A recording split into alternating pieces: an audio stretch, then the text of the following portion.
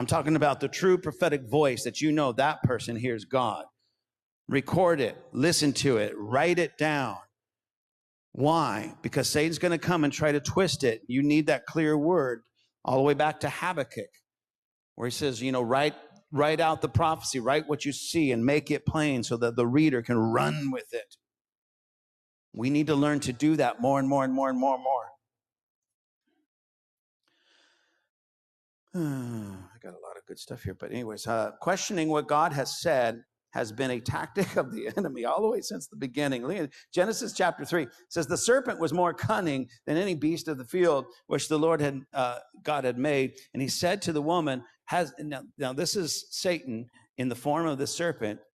And he comes up and says, has God indeed said you shall not eat of every tree of the garden? He questions, again, questions what God had said to Adam and to Eve. So what he tried with Jesus isn't a new tactic. We have to understand, none of us are so special that he has to come up with a new tactic. Do you know why? Because his tactics have been working since the garden. And I think it's very sad when we can look in the book and see his tactics from Genesis to Revelation. Now, I'm not saying you, but still, we as a body of believers still often fall for the same tactics that he hasn't changed thousands of years. Simply putting doubt in one's mind,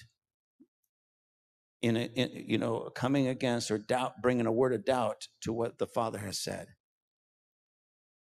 And as we would say, I don't want to read the whole thing mainly for time, but you guys know the story. She ended up handing it right to Adam, who was standing there right next to her, watching the whole thing, never stopped it. I don't know about you, but if some snake comes into my house and starts talking to my wife, I'm putting a stop to it. I'm just putting a stop to it. Adam didn't.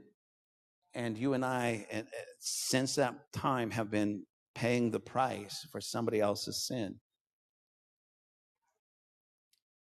And